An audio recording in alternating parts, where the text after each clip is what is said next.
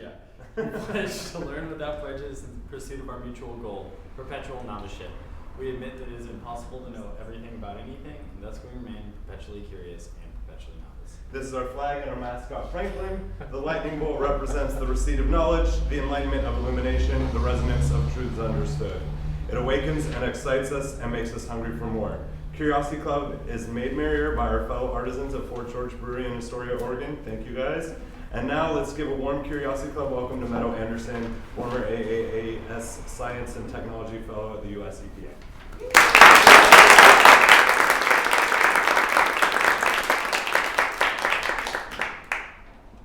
Thank you, and thank you all for coming. All right, you can hear me? Sweet. Okay. Well, thanks so much to Tobias and Will for giving me a chance to talk about something I've been thinking about for a long time.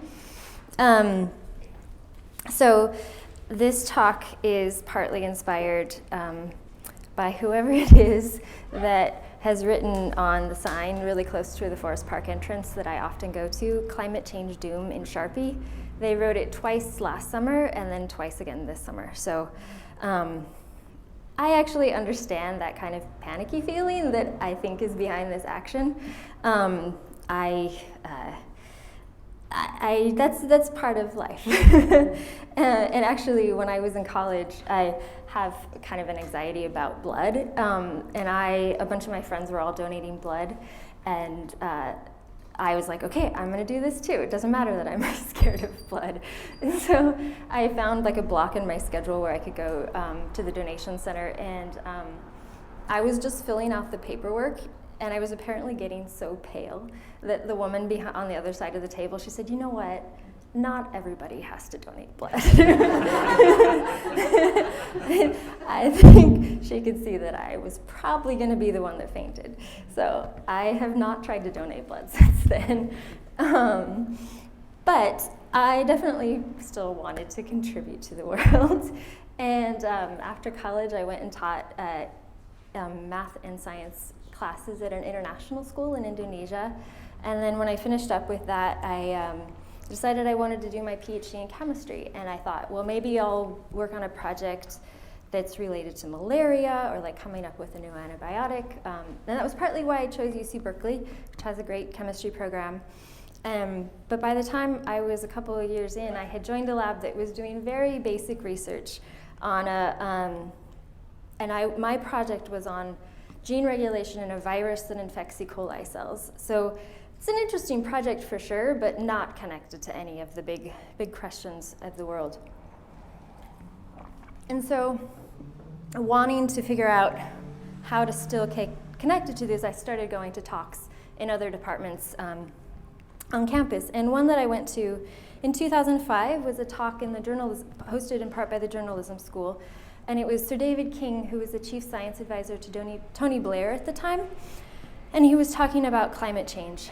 And I have my notes actually in my little notebook that I took to different lectures. And it's in between a talk about single spin detection by magnetic resonance force microscopy, and another one on noisy cellular decision making. So not at all what I was usually thinking about, but it was a really interesting talk. And he was talking about global warming and what a significant issue it was. And he also talked about just kind of the science behind it. So I'm going to use some of his talking points from his talk to introduce it. They're definitely still relevant today. So one of the things that he mentioned is that carbon dioxide is a greenhouse gas that it's just a naturally part of our atmosphere, and it has changed over time in the history of our planet. And so it's been measured by core samples in sedimentary layers and also in ice layers. So ice and sediments that have accumulated over this time period. You can see individual layers and actually measure and do calculations and figure out how much carbon dioxide was present in the atmosphere at those times. And so looking back in history, it had these cycles, and those were when our planet was cycling through ice ages. So those cycles kind of fluctuated from a low level of carbon dioxide in the atmosphere of around 200 parts per million. That's just kind of way of saying how much is in the atmosphere compared to all the other gas molecules in the atmosphere.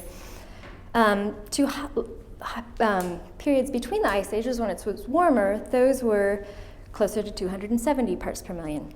So with those fluctuations, the geological record also shows that sea levels changed by like 100 to 120 meters during those fluctuations. So this gives us an indication that carbon dioxide is a significant part of our atmosphere and is at least correlated to these big changes in the landscape of the planet.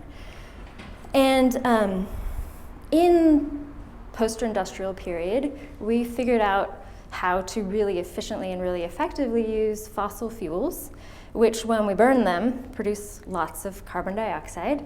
And so kind of as a byproduct of the Industrial Revolution, we have a lot more carbon dioxide in our atmosphere than the historical record, certainly over this time period. And so it's increased dramatically between 1950 and the present, and so you've probably seen some of those graphs before. So this is just kind of a blow-up of the more recent period.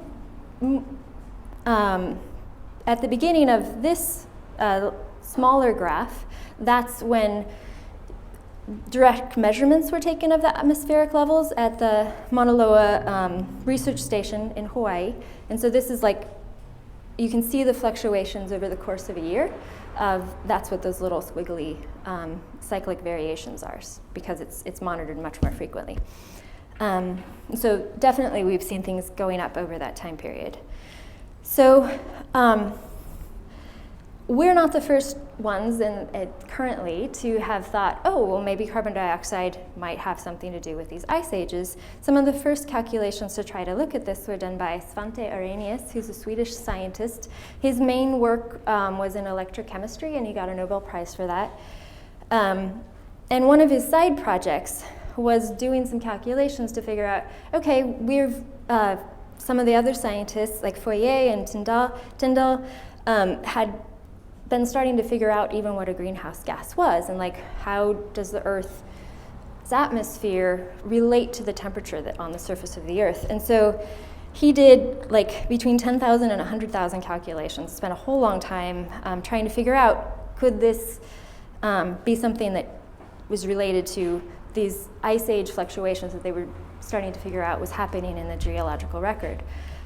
He published a paper in 1896, and he calls it carbonic acid. That's just what happens when you dissolve carbon dioxide in water. You get carbonic acid. And so you may have heard that our oceans are becoming more acidic, and that's because of that property. So he's talking about carbon dioxide. In the atmosphere, it's not attached to water. It's just the carbon dioxide molecule. So it wasn't a new idea that this was possible. Carbon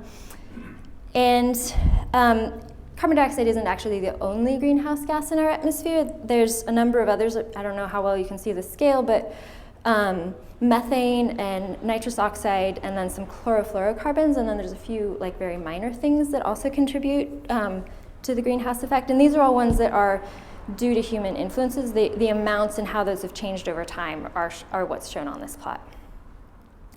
So the question is, well, is this actually having an effect on our planet? And so this is a graph of, so the green axis that is, I don't know if you can read it, but that's carbon dioxide in parts per million. And so the little green line on the graph shows how that's varied between 1900 and 2010.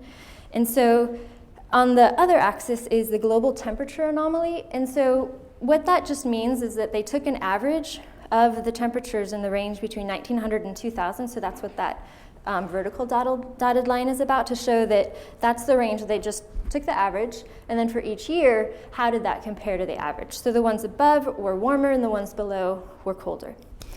And so what jumps out from this plot is that, sure enough, the early part of the century had a lot more years that were cooler, and then the later part had a lot more years that were warmer. And that tracks really closely with what is happening to carbon dioxide in the atmosphere. And so the blue line on that graph, that's from the direct measurements from the atmosphere from those stations. And this is just showing a correlation. If you want to see kind of much more sophisticated models and looking at what those different factors might be and how kind of our best scientific research shows that. Bloomberg, there are two, a journalist and a special, anyways, the two people listed here, I can't read their names from where I am. They did a really great job with this visualization using publicly available data. And if you go to the website, there's a lot of different things that you can work through to see, like the tilt of the Earth's axis and the solar fluctuations and all of those sorts of things and land use changes, how those contribute to what we're observing in the temperature record. Okay, so that's kind of like my intro to this topic. And I was like, wow, this is way more interesting and it feels way more important than what I'm working on.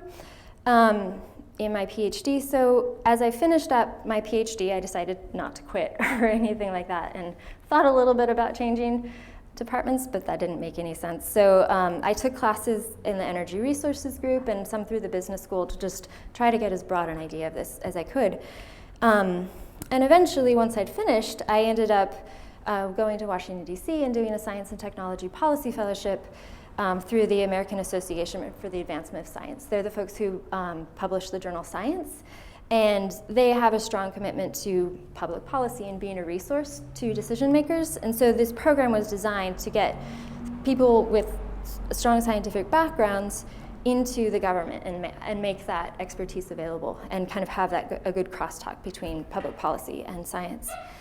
And I ended up working in the Office of Research and Development at the EPA and worked on a range of different projects. And a lot of it was kind of the really broad scale, looking at bigger trends in the world. I've been to a bunch of different meetings in DC, which is where everybody is giving talks and trying to get the policymakers to pay attention. And I also did a lot of work on sustainable products. But by the end of my 2 years, it was just a 2-year program, I really missed Oregon and I wanted to move back. And if you came to my previous talk, you know that what I've done since is I've been a potter, which was not the thing that anybody really expected. And I talked a little bit about that in the previous talk, but what I didn't mention, that part of that decision also had to do that kind of going to all these talks and seeing what the long-term trends were and like understanding what the climate predictions were for these places that I really love felt really emotionally heavy, and I didn't know how to deal with that. And I had a lot of other friends who were working in other agencies who were doing great work, and they didn't seem to like have this same emotional heaviness about it. So I thought, maybe not everybody has to do this. maybe I'm just not the right person. And so about a year ago, like I had just got my own pottery studio, and I was like, okay, this is making sense. I'm a potter. Like, this is what I'm doing. And then in the early part of this year, I spoke with a friend from graduate school who I hadn't seen in a couple of years, and he is still doing work on sustainability and climate change and doing some really great projects. And he asked me, do you miss thinking about this? And I said I do, which was true, but also I really didn't. Like, I hadn't figured out how to think about this. And so that was about the time when our planet was breaking a lot of temperature records. Let me see if I can get that to play. Is that gonna work? Is it going or? Okay. It's still not. Okay, it doesn't matter. Okay, all right, I can't see it on my screen. Okay, so this is showing the temperature anomaly like it on the previous graph, and showing how that's changed over time. And they've changed the color as you go forward in time just so you can pick out the differences. So what's happened this year is we have had a really strong El Nino, and so that's part of what's pushed these global temperatures like quite high. But it's also that we've got this underlying signal from this gradual increase to all these extra greenhouse gases. So I was like, all right, this problem has not gone away. I need to figure out how to think about this better. And maybe there's something about having been a potter and having like stepped away and dealt with the uncertainty that just comes with trying to make your living as an artist that, that I can bring to this question. And so one of the things that I do a lot as a potter working with my hands is I can listen to podcasts. And one of my favorite podcasts is called On Being, and Krista Tippett interviews really wonderful people from lots of different fields. And one early this year was with David Steindl-Rast, and he grew up in Austria under the Nazis, and he's become a monk and has a lot of wisdom about life and dealing with rough situations. And one of the things that really struck me is he was talking about anxiety, and that anxiety is different from fear.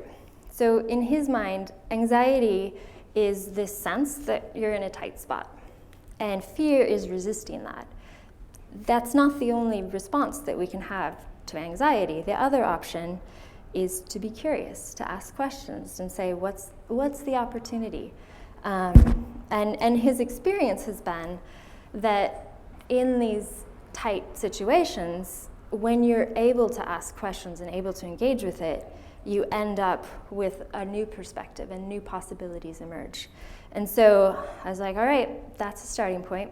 I'll just start with that and see where it goes. I'm going to try to figure out how to be curious about this anxiety that I still feel around climate change. So I started reading articles about it again, and one that one of my friends had shared was this article in Esquire. I don't know if any of you saw this, but it's called Ballad of the Sad Climatologists. And so this journalist was trying to get a human angle on this story, and so he tracked down all these climate scientists and tried to get them to talk about their emotions, which if you're familiar with the physical scientists, that's not part of your training. And one of the interesting things that came out in this article was that for a lot of them, they didn't start to really feel the emotions until they had children, and it was hard for them to imagine it from kind of that emotional frame. So kind of fit with my not everybody's like me, but also this is a really deeply human thing. This is something that we all have to deal with.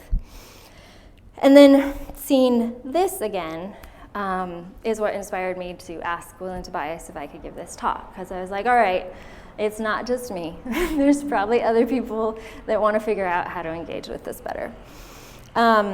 And of course, I'm not the first one that's been trying to answer this question. And so in that Ballad of a Sad Climatologist article, one of the things that he mentioned is that there's a climate scientist who wrote this book who actually, so the climate scientists, they saw what was coming way before the rest of us did. This was their day job. And so he was noticing that hey, this is a big deal. You'd think we'd respond to it like we did with the ozone. What's happening? And so he actually went back to school and became a psychologist, a Jungian psychologist, to understand what are the broader, deeper human dynamics around how it is that as a society we're not tackling this. Which was really helpful reading through that perspective. And as I continued to look further, I also found some cartoons. This one I thought was actually funny. The Guardian published this. It's from First Dog on the Moon. It's June 12th is Hug a Climate Scientist Day. And so I'll read this to you in case you can't all read it. It says, in an age when facts no longer matter, June 12th is a day for a grateful planet to say thanks, to celebrate all the hardworking folk doing science at the cold face of global warming, fighting in the trenches of climate wars and battling other unhelpful analogies. Even when these brave Cassandras are ridiculed and threatened, they soldier on, carrying the unbearable burden of knowing that they are the ones who see every day how and when climate change is going to kill us all. Soon, apparently. And what says thank you more than a big friendly hug? Not being retrenched? Don't be ungrateful. Okay, so this is where I was going with my talk. And then this summer, friends of mine from DC came to town, and we had some really great conversations about this and other things, and one suggested some books that I probably wouldn't have read otherwise. So this one is by the founder of Pixar, Ed Catmull, and I was like, all right, it's good to branch out and read some other books, but didn't think I would necessarily get that much from it. But in the midst of talking about how they made movies and how he grew the company, he talks about how he sees the creative process, and he sees like this uncertainty between the known and unknown as the really, really essential part of the creative process. Like, you don't get creative work unless you're dealing in that space. And so he talks a lot about how he helps the people he's working with kind of stay at that uncomfortable place. And that it's really important that it's always impossible to know completely what the future is. And one of the things that he talked about, so first of all, it was really helpful to hear that, like, okay, this is confirmation. There's more ways of working with this than just freaking out. Like, that sense of uncertainty and that anxiety can actually be a really fruitful place to be. And so, and he talks about like practical things that help people in that space, because it's uncomfortable for everybody. Nobody likes it. And so one of the things that he talks about is mental models. And it's basically metaphors for thinking about what your role is. And for the directors who are in charge of making sure that this movie like happens and is wonderful and amazing and everybody loves it, one of them, their metaphor is that it's this long tunnel that you're running through, and you can't see anything in the middle of it, and you just got to keep running even though it's completely dark and you can't see any light. Like, that's just what the process is like. You just keep going. For another one, it's that it's an archaeological dig. Like, the story is there, the pieces, you don't know what they look like, you don't know how they're going to fit together, and there's other pieces mixed in that don't belong to your story, but you keep searching and you keep digging, and slowly it will start to come together and you'll figure it out. For people who were doing other kinds of work that's more like logistical and making sure all the parts fit together, one of them thinks of his job as balancing a pyramid that's inverted on his hand. So it's like there's some stability he needs to provide, but it's through movement. So that I found really helpful. Like, okay, we need mental models if that might be something that's helpful for us. So then the other book that my friend suggested was Stephen Johnson's Where Good Ideas Come From. And so this is looking at kind of a history of some of the big innovations that shaped society as we know it, and trying to find patterns kind of at the scale of society, not just like this is an individual's and person's experience of the creative process, but this is what happens on the scale of society. And the way that he thinks about it is that he quoted a scientist, and I don't have it here at the moment, but came up with the term the adjacent possible. And at any moment in history, there's this possibility that exists beyond what we currently have, that's what can be created from the pieces that we have.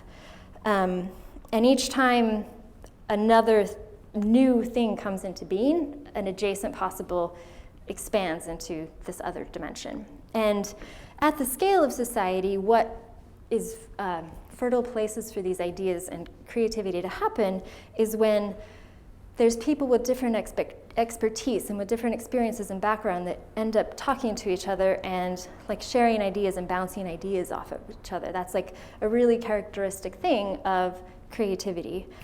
And that having additional people asking different kinds of questions of the same problems opens up entirely new ways of going about things.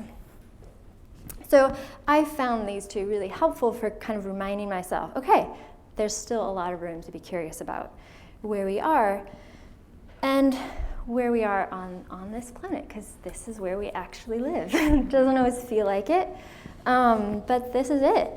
And this is a place where all of those inventions and creations and all of our history has happened here.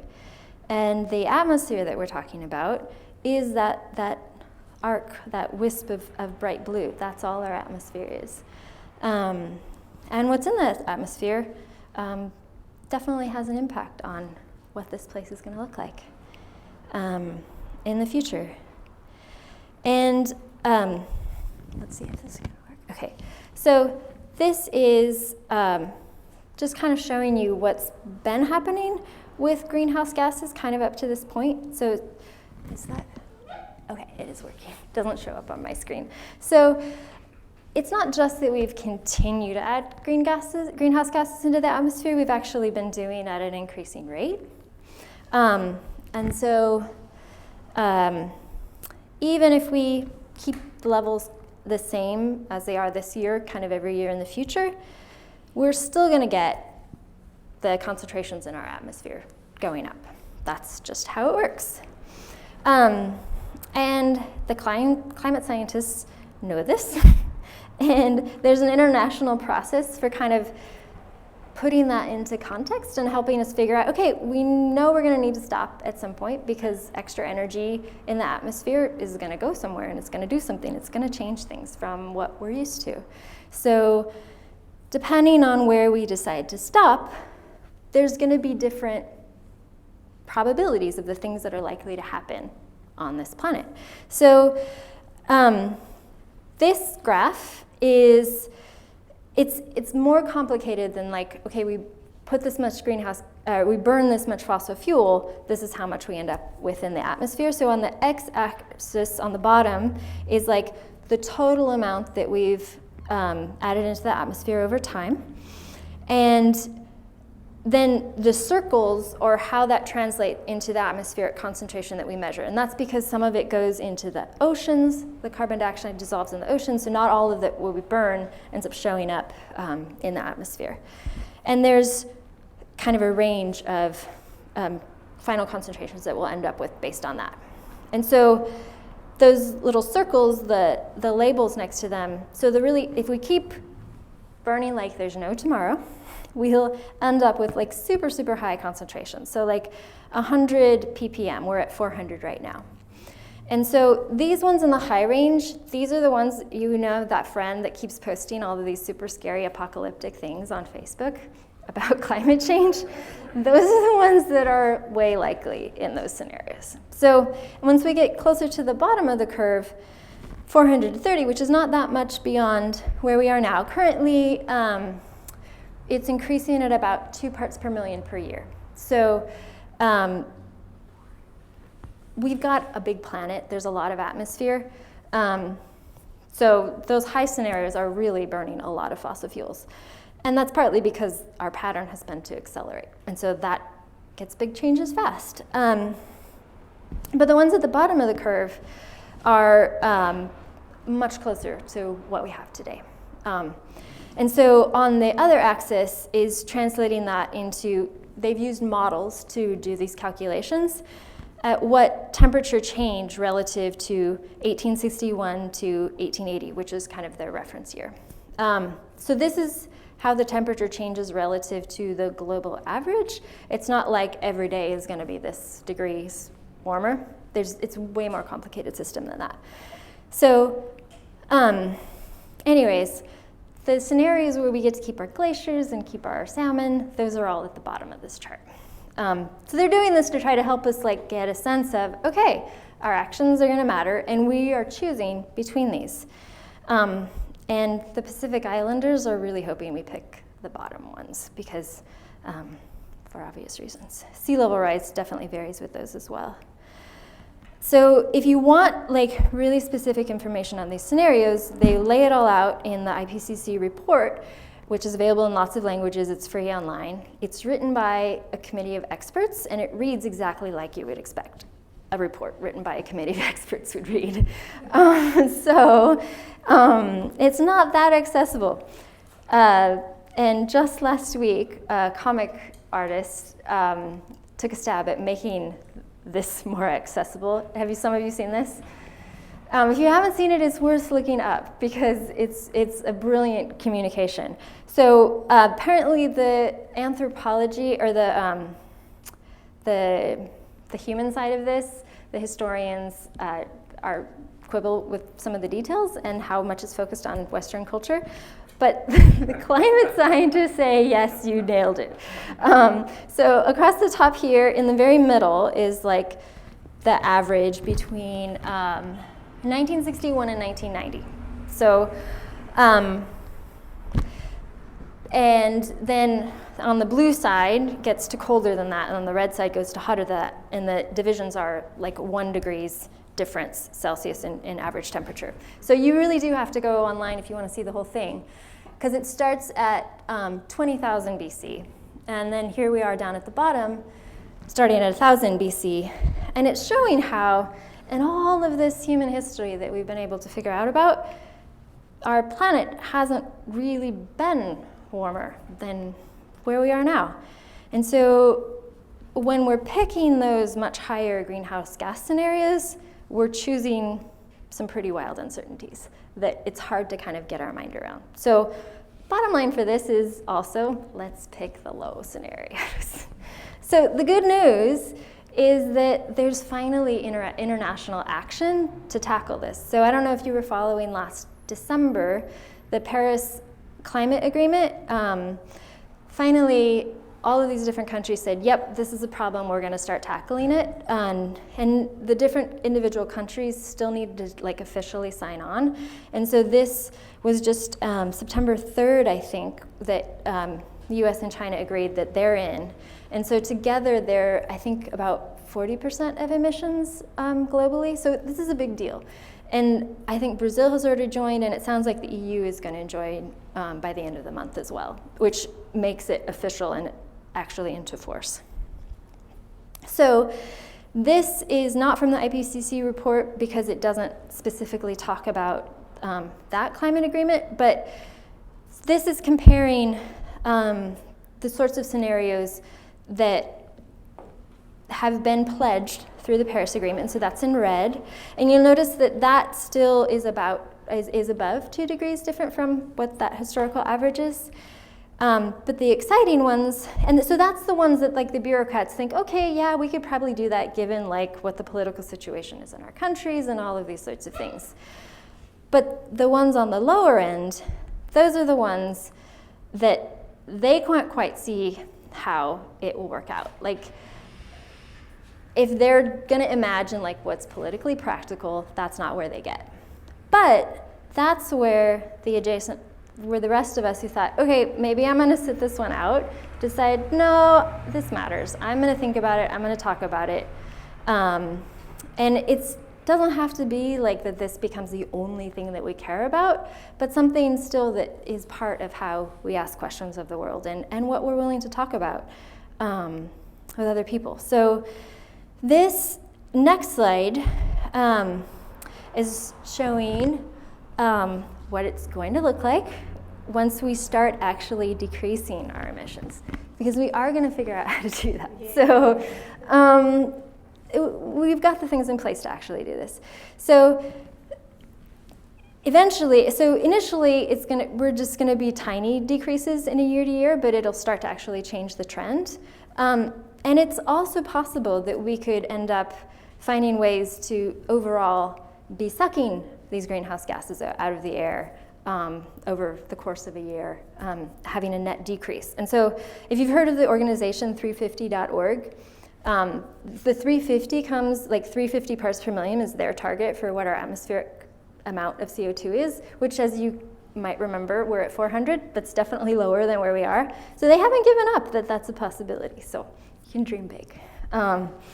So there's the sort of stuff that doesn't make the best clickbait, and kind of in all the craziness that is going on in the news today, this doesn't come up, but there's a lot of people who have been like actually working out the nuts and bolts of what this might look like. And so I don't know if any of you have heard of Amory Levins at the Rocky Mountain Institute. He's been doing this forever, like renewable energy and like energy efficiency and thinking about things as a system. So if you want to be able to imagine like what this might actually look like when we're doing this, that's a good place to look. Our Department of Energy has a lot of really great work that they've been doing on this as well.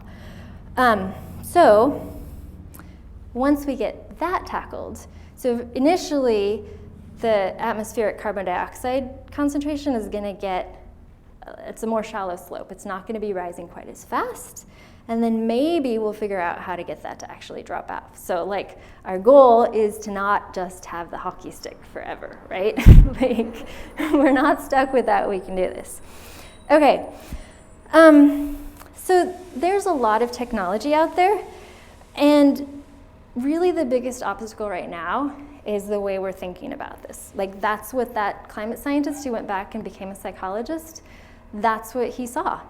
And that's still true today. So this is a figure from a book I'll mention in a minute. That's basically saying these are all the things that we as humans, basically, we don't want to think about this. These are the ways that we avoid thinking about it. The distance, doom, dissonance, denial, and identity. So kind of the biggest opportunity for the rest of us are finding some workarounds to this. Like, how can we talk about this in ways that are actually engaging and actually start tackling this problem? So seriously, if you can contribute to this, that is huge. So this is the book that figure is from, and he talks about this in a bunch of different ways. He's an economist and also a psychologist and has done a lot of futures work, and he's got really some fascinating perspectives on this. And of course, also, there's been a bunch of people working on this problem below most of our radars. I don't know if any of you have heard of Katharine Hayhoe. She is a climate scientist in Texas, and she's an evangelical Christian. And she has been doing really, really wonderful work communicating science to people who don't necessarily trust scientists and finding ways to come together around tackling this problem in the midst of a lot of political divisions. She's really wonderful. And the Pope. I don't know if you've been following this either, but this is really significant. He has really made it a huge priority to tackle climate change, and that really changes a lot of conversations in some significant ways that are only just starting to play out. How many of you know about Washington State's ballot measure about carbon tax? Anybody? All right, excellent. At least another person. So, an economist who also does stand-up comedy in Washington State decided, all right, we got to start doing something. So he started this volunteer organization and collected signatures, and they got on the ballot a carbon tax. And so this comes up, they're going to vote on it in our election coming up. So what it does is it puts a fee on all fossil fuels, and the money that's raised from that goes directly back to individuals. So mostly by cutting the sales tax by 1%, and that's a progressive tax. The people who have the least money spend the highest proportion of their income on taxable items. And then some of that money also goes to some specific rebates to help keep manufacturing in the state and also to fund low-income families. So that's a really cool thing that a lot of people don't know about it. It's just not making the news. So another really great organization is Citizens Climate Lobby that I found out about through researching this talk.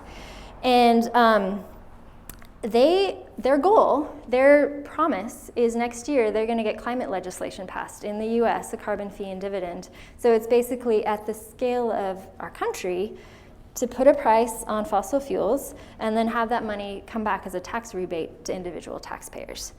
And they've got a good strategy around this. And they're working really closely with the Climate Solutions Caucus in the House of Representatives, which you may not have heard of, but it just started this year.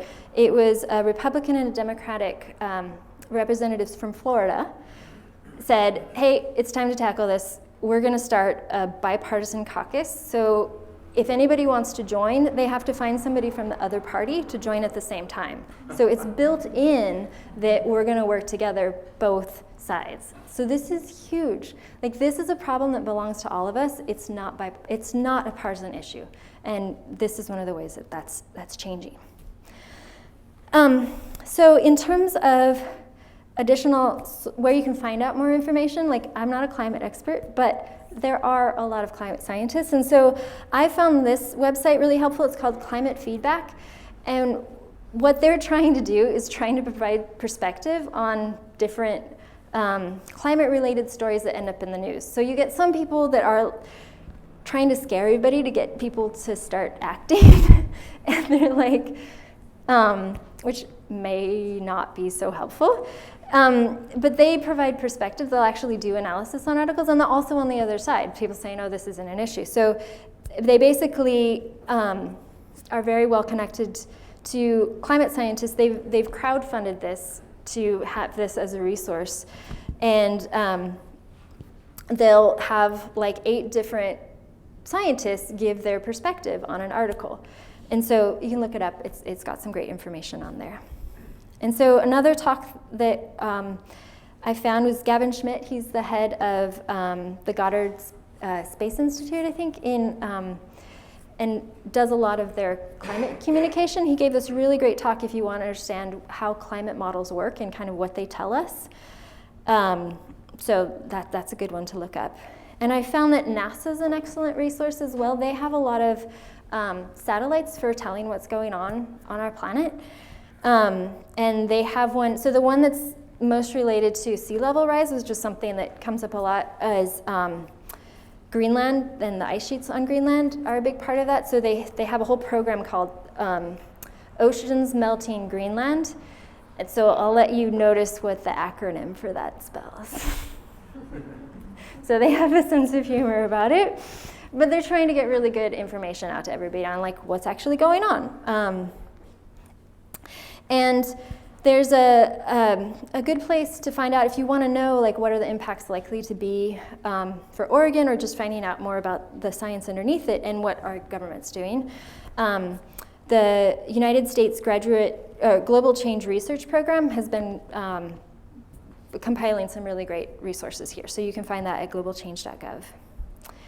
And then we have a climate science center here in the Northwest, and they're doing their best to work with anybody who needs information to figure out. So there's two aspects to climate change. We've already changed some things, and so there's a matter of planning for the effects that are kind of already happening, and it's also the preventing much bigger, much more dramatic changes. And so there definitely can help with the planning for things that we can foresee.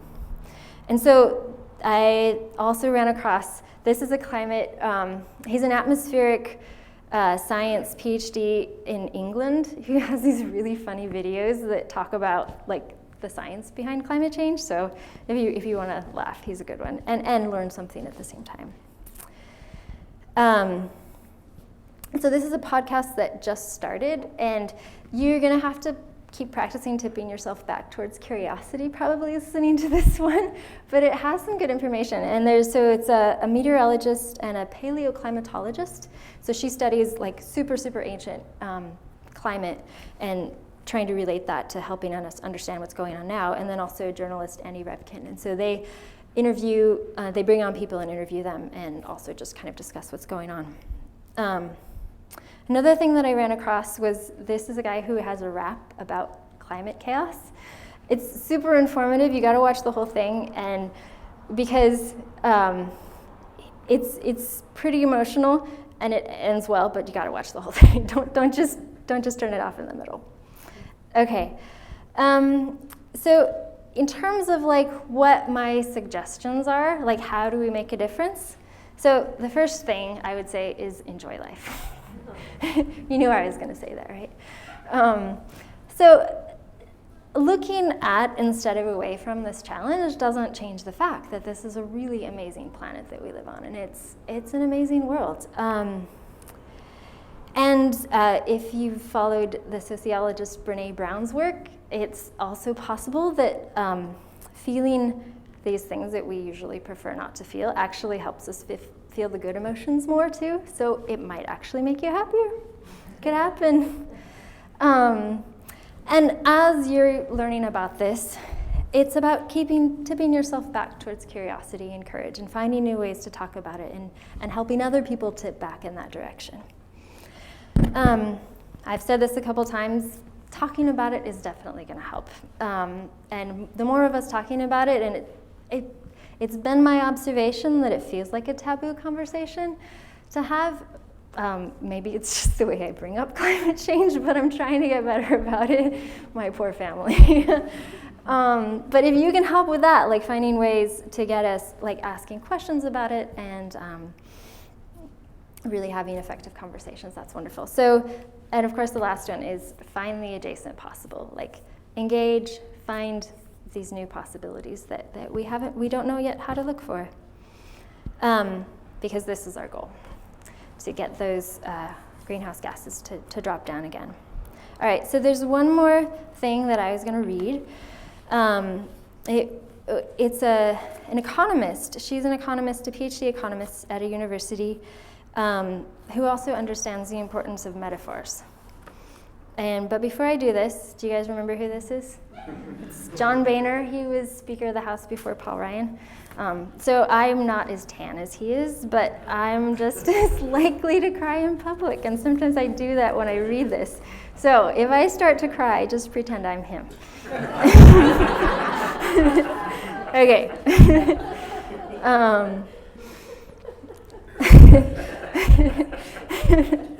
So this is Julie Nelson, and the book is called Economics for Humans. So the beating heart. Stop, look, and listen. The rhythm you hear is not the ticking of the economic clock, but the beating of the economic heart. Metaphors are powerful. No matter how subtle and sophisticated we would like to believe we are in our thinking, basic visual or tactile images create the very foundation of our thought. The image of the mechanical gears of the ticking economic clock, powered by self-interest, capable of perpetual motion, eternally functioning according to a pre-designed behind-the-scenes blueprint, and subject only to tinkering by mathematics-educated econo-engineers, is a concrete and graspable image that has held mighty sway.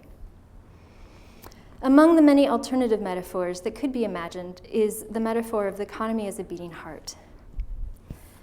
A beating heart is essential for the life of an individual body, creating the flow that carries oxygen and nutrients to the body's cells. Likewise, an economy creates the flow of provisions that sustain and enrich the lives of individuals and society. As a living entity, the economic heart can be kept healthy and strong, or it can become weak, clogged, and degenerate. When money and goods do not circulate, but rather build up in unhealthy concentrations, an economy can be said to be in danger of congestive heart failure. Any part of the economic body that is cut off from the provisioning's flow withers and dies. As a living entity, economic hearts adapt and co-evolve with the culture, history, ecology, and institutions that surround them.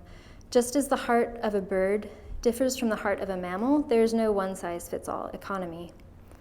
Economic hearts can bleed when conflicts and power struggles over access to economic goods leads to the shedding of literal or metaphorical blood. A heart requires energy and nutrients that come from outside itself, ultimately from the ecological environment. A sick or injured heart requires treatment by examination, diagnosis, and care. As a living thing, a heart that gets too ill or injured or can no longer get the resources it needs can die. In the clockwork image of economies, we don't need courage because we are simply cogs in the machine. We can say, the system made me do it. In the heart of economics, on the other hand, we need all the courage we can get. We need it because we are obliged to take responsibility for our actions. The image of the economy as a beating heart not only brings together body and soul, but points us toward action regarding heartaches of poverty, hunger, injustice, empty consumerism, and ecological destruction.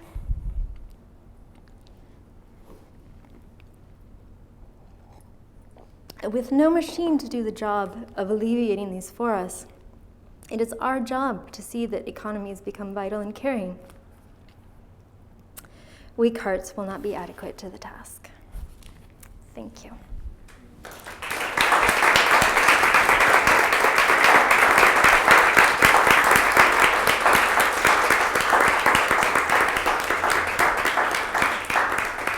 I'm glad I warned you. Any questions?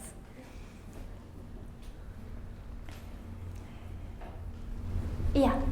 Meadow, you've listed so many interesting resources. Could you just make that into a list and give it to Will and Tobias to put on the Curiosity Club website? I don't know. I mean, I'm happy to make a list, and if I don't know what the best way to share that is, but if you want me to email it to you, I'm happy to sure. sign you up on a list. I know that works. So I don't want to. Okay. Either way, yeah, happy to do. Yeah. I don't know, this might be outside of your purvey, but how good of a handle do we have on the latency effect of the carbon dioxide that we're producing now, when that's really going to start to have an effect? So that's built into these climate models. Yeah. I mean, it's something that people are still figuring out, but that's always been part of the conversation. What was the question? So the latency of carbon dioxide, and carbon dioxide, it remains in the atmosphere for a long time, and so that's what makes it a really important greenhouse gas. In the ocean too. Right, in the And ocean. that's And also so, a really big and latency. it's an equilibrium between the atmosphere and the ocean. So it, yeah. Basically, we are currently experiencing the effects of carbon dioxide that we reached long ago, and even once we stop, we continue to experience those effects. Yeah. So yeah. Any other questions? Oh yeah. Sorry. Do you, like, personally have, like, because I struggle with this a little bit, and I'm just like, you know, okay, so, and I know you had that list, but do you have just small things that you tell people to do just in their daily lives, things that jive, like literally today when I go home, or this week when I choose to, you know, like, they're easy, like, that make the biggest amount for the least amount of effort, just things that people can think of offhandedly? So if you want to just look at your specific carbon footprint, is that like it? Yes, yeah. So like in terms of your individual actions, there's some good carbon calculators that let you figure out what different sorts of activities, things that almost everybody spends money on, how that adds up. So I would say definitely do that if you feel inspired to do that. It feels like changing the conversation is a huge thing to do, because we've been telling people to calculate their carbon footprint for forever. But I will say that, let's see, Portland has an excellent climate action plan. So Multnomah County has been doing a lot of work. How many of you guys know about this? Okay, good. Some people do. So, and in their climate action plan, they have specific suggestions of things that people can do to help as well. Yeah. Anybody else? I would also encourage people, if they want to pick me up book, to read Abundance by Peter Diamandis. And it's sort of like the historical of all, like when things seem really, really dire, just the creativity and inventiveness of humanity came up with solutions. Excellent. This book I found really helpful as well. That's part of what got me off of my death. We're like, all right, I can do this. So one of the quotes, this was from Brains Picking, made this look beautiful. The grounds for hopes are in the shadows, in the people who are inventing the world while no one looks, and who themselves don't yet know whether they will have an effect.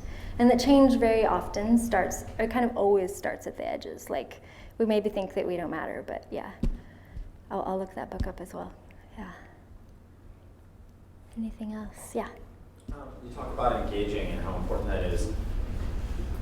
What are like some like icebreakers that have worked with you, or like how like I guess I'm looking for like real little specific things. Like. Okay. So I actually did this at a neighborhood potluck the other day. So we were talking about environmental regulation, as people do, and I said, you know, we're going to get a carbon tax at some point, and they were like, oh. So, but anyways, but like. I think part of it is like being willing to say, yeah, we're going to tackle this. So this is, how do you think we're going to tackle this? I think starting from that question instead of like, oh man, the weather's so weird. But like, I found that doesn't work. So it's an iceberg and a carbon molecule walk into a bar. And Sure. Yes. Yeah, go I have ahead. a question. I'm surprised with the carbon tax, because that makes total sense. Why that money, which you can make so much revenue from that, why it wouldn't be going into the external costs of fossil fuels, you know, renewables, all those things that have to happen. You know, And that's a very open question of debate. The rationale behind for Citizens Climate Lobby is that the immediate impact is that we are going to be paying more for all of the fuels that we're using, because we're very, very fossil fuel based economy. And this is an opportunity to do, to make sure the poor people can make it work. And it needs to be politically feasible. And so it's really easy to get politicians arguing about, like, this money should be used for this money should be used for that. And so the kind of from a bipartisan standpoint, having it go straight back to people is the easiest things for both sides of the aisle to agree on. And it doesn't mean that we don't spend money on these other programs from other pieces of the federal pie. Yeah. One other comment. So I was in India about 10 years ago, and I remember the person I was with, she was heading up the Global Fund for Women, and we were on a tour, outreach program, and she said, dryers, why are you guys using those dryers? You know, that is so energy, that takes up so much energy. So dryers and washing your clothes on cold water. So I do that as much as I can. I mean, rain is a problem, no dryer, but I do have a dryer. So, but there are things like that, or yeah, and you can totally ride your bike and walk more. Walking helps you be more creative. It's proven. Biking does too, actually. All right. Any other questions? Yeah. I have a question. So I guess my question pertains to where your curiosity is going now. Like if when you have moments now where you need to go in the direction of curiosity instead of fear, like where is your curiosity sending you today? This talk was really my destination. Yeah, I mean, I guess the big talk. It's been absorbing. I didn't even make it to the studio the last 2 days. But yeah, I don't know. Yeah. Okay. Yeah. But I'm curious what other people are thinking of, for sure. Yeah. Yes.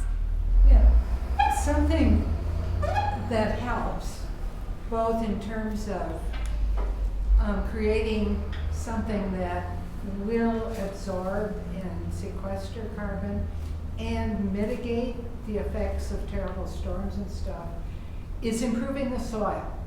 And if you have a yard with grass in it and you use an electric or diesel lawnmower to cut it, get rid of the grass, grow some vegetables, use a lot of compost, and year by year make the soil more absorbent of carbon dioxide and more able to manage water beautifully. And if you don't have a yard, there's a lot of vacant lots around, and guerrilla gardening is a beautiful thing to do. And if you can't do it yourself, support people who do, and that's very self-serving, because that's what we do when we have a farm. Yeah. Well, I think the piece that gets in my way sometimes are just the amount of people who are deniers of the science behind it. So I think that's where I have trouble getting past that. I think I made a slide for this. These are all the books there. Did I delete it? No. Okay. So it's actually not usually about the science at this point. But they're people, and they've come to their conclusions for particular reasons. And I think the more you're willing to ask about that and find the place in yourself that like really is curious to know how it is that they came to that point. Like, it's not about shaming them or any of that. It's just like, how did you come to this conclusion? Or what have your experiences been of scientists? And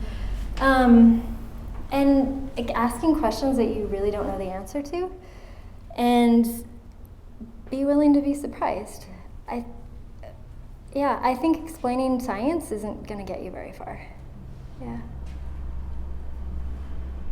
I feel like, at least, I don't know, like on an interpersonal level, every time I make any kind of stride with, because I try a lot with people that are completely different than me and I just don't agree with at all, have to focus on the commonalities. So like, you know, like I was having a discussion with somebody about gun control. Whatever you feel about that, I grew up shooting guns, and they shoot guns all the time. And so there was a huge commonality, even though our ideas on the political spectrum were like vastly different. There was always a massive overlap. Like, and I don't know, I just feel like when you're dealing with engagement, especially on a personal level, which is super duper underrated and super important, that's the easiest way to get a point across. So when you're talking about science and stuff, if you hit somebody with numbers who's just absolutely not willing to talk about that, then you can talk about like I don't know, something else. But that's just really, really helpful and really, really important. Yeah, that's what I'm saying. Thank you. Yeah, yeah.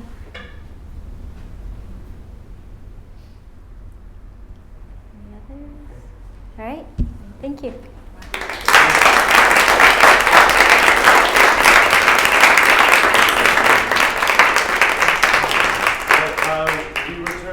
Thank you guys so much for coming, and we return on October 4th with Sarah Merck.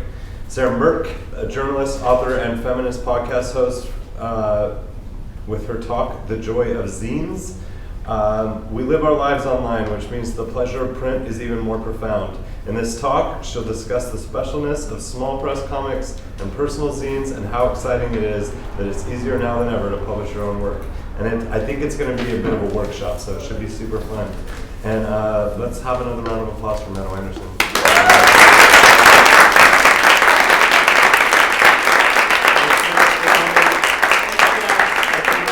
If you have questions about the books or anything else, And also, one of our AV, like, most helpful staff is MVP. Jed is leaving. He's been with us for a long time, and I don't know. I just want to say how helpful he's been. Yeah, no, he's been an amazing help for us over the last couple of years. So let's have a round of applause for that.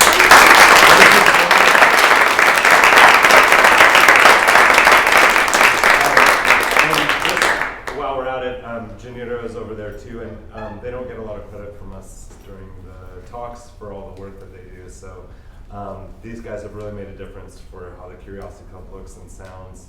It was pretty rough. So, yeah, they've both done a lot, and we're going to be real sad to see Jet go. So thanks, guys.